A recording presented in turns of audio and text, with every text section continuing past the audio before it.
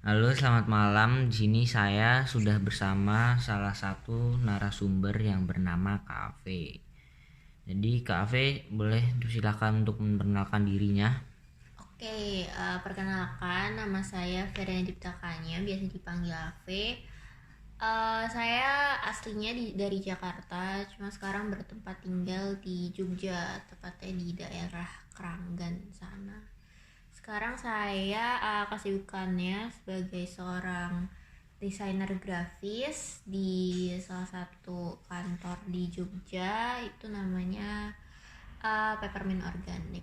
Udah sekitar ya kurang lebih 1 tahun bekerja di sana. Seperti itu. Oke, jadi ini ada beberapa pertanyaan yang ingin aku tanyakan ke kakak. Jadi tolong dijawab ya. Oke. Jadi pertanyaan yang pertama itu proses mendapatkan pekerjaan saat ini itu bagaimana? Dulu karena saya daftar di kantor itu pas mereka lagi urgent banget butuh karyawan. Jadi waktu itu saya cuma ngirimin CV aja sama portofolio, terus hari itu diterima langsung sebagai karyawan di sana. Jadi nggak melalui proses wawancara, langsung diterima gitu deh. Oke. Terus lanjut ke pertanyaan kedua, usaha apa aja yang dilakukan untuk meraih cita-cita atau harapan? Usaha tuh banyak sih, karena ya pasti untuk sampai sekarang itu butuh banyak usaha. Untuk usahanya yang pasti selalu belajar, giat belajar, selalu punya keinginan untuk belajar hal baru dan mengimprove kemampuan pastinya. Terus juga yang pasti relasi itu penting banget, apalagi sekarang cari temen itu gampang banget, terutama melalui sosial media. Juga saya udah punya pengalaman magang di beberapa tempat. Karena pengalaman magang itu saya banyak belajar dan saya ketemu relasi sampai akhirnya saya bisa bekerja seperti sekarang ini gitu. Dan yang pasti untuk meraih itu semua butuh ketekunan dan kerja keras sih, karena kerja keras tapi nggak tekun ya kayak sama aja gitu loh, seperti itu. Ya, mantap. Sekarang pertanyaan ketiga. Hal apa saja yang membuat semangat atau menjadikan diri kuat dalam meraih pekerjaan? Yang bikin saya kuat yang pasti dukungan dari keluarga, dari orang-orang terdekat, dan juga kayak mendukung diri sendiri gitulah untuk tetap kuat. Terus yang pasti istirahat yang cukup, apalagi sekarang di masa pandemi yang nggak tentu, dan saya sekarang selalu WFH terus dari pertengahan tahun lalu. Jadi yang pasti kesehatan tuh penting banget sih sekarang. Gitu sih. Oke, lanjut ke pertanyaan keempat. Perjuangan yang berkesan selama ini apa? Perjuangan selama ini yang berkesan ya yang pasti ketika saya melihat saya dulu yang nggak bisa apa-apa, maksudnya kemampuannya kecil, tapi dilihat prosesnya tuh kayak sesuatu yang membanggakan gitu sih. Dari yang kecil sampai dulu seringnya magang terus ikut komunitas, tapi puji Tuhan banget sekarang saya bisa kerja di kantor. Kayak itu suatu penghargaan yang besar sih gitu. Oke, sekarang pertanyaan mengenai dinamika pekerjaan. Yang pertama, ritme atau pola kerja. Seperti jam masuk kerja sampai pulang kerja itu bagaimana? Kalau di kantor saya itu ada 3 shift. Nah, saya termasuk yang shift kedua, itu jam 10 sampai jam 6 sore. Gitu sih. Lalu hal apa saja yang dilakukan selama bekerja? Untuk yang saya lakukan, karena saya seorang desainer grafis, yang pasti desain konten Instagram, terus desain kayak poster, terus flyer, dan packaging. Karena di kantor saya itu kan juga kayak ada produk olahan dari peppermintnya langsung gitu. Jadi saya yang mendesain untuk packagingnya gitu. Terus untuk sosial media yang pasti desain feeds, desain poster online, terus saya juga pernah bikin campaign, terus editing video, terus juga saya sekaligus kadang jadi talent kayak di video untuk kantor, sama juga karena kadang jadi admin Instagramnya gitu sih. Oke. Pertanyaan yang ketiga itu relasi atau rekan kerja. Bagaimana? Untuk relasi ya, karena di kantor saya pasti ada banyak yang datang dan pergi gitu. Tapi so far orang-orangnya saling mendukung sih. Cuma karena sekarang habitnya atau lingkungan kerjanya itu ya kita fokus terhadap apa yang kita kerjakan, jadi orang-orang tuh lebih kayak ya udah fokus aja gitu sama pekerjaannya sendiri. Kalau misalnya emang ada yang butuh bantuan, ketika mereka bilang baru kita bantuin. Cuma ketika bukan jarang sih, ya ada pasti kita harus lihat keadaan sekitar, ada yang butuh bantuan apa enggak. Cuma kalau di kantor itu lebih sering kita fokus sama pekerjaan sendiri gitu. Oke. Pertanyaan keempat, hal apa saja yang ditangani dalam bidang atau benda atau orang dan lain-lain?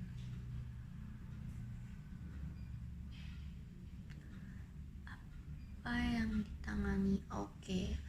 Kalau yang ditangani sih benda. Kalau saya ya yang ditangani ya pasti desain.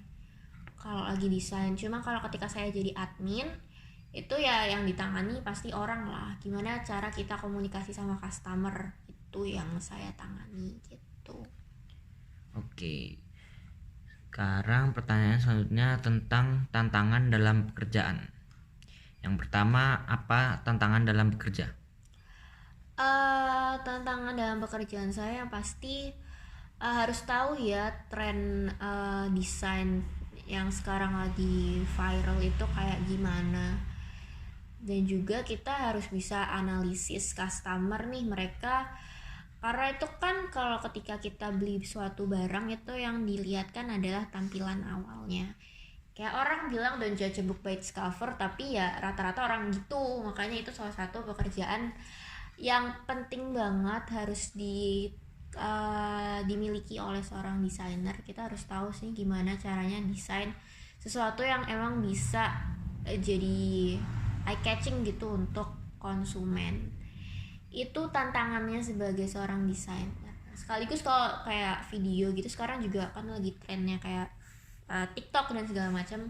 Kita harus banget nih ikutin tren, karena tren sosial media itu cepet banget. Dan kalau misalnya kita ketinggalan sehari aja kayak udah ketinggalan banyak banget itu. Terus untuk ketika saya jadi admin ya tantangannya yaitu karena customer kan tiap pribadi beda-beda. Ada yang customer baik, ada yang customer sukanya nyusu-nyusu. Jadi ya gimana kita nempatin diri agar tetap jadi sopan lah customer dan bisa ngejelasin tentang produk apa yang kita jual gitu sih. Oke, lanjut pertanyaan kedua. Hal apa saja yang perlu disiapkan dalam bekerja? Hal yang perlu disiapkan dalam bekerja, Ya. apa ya? Ini device-nya apa? Dari diri sendiri. Dari diri sendiri. Yang pasti kalau dari diri sendiri semangat. Semangat bekerja harus banget. Terus juga kadang kan ada kayak momen ketika apa yang kita desain itu nggak sesuai sama permintaan.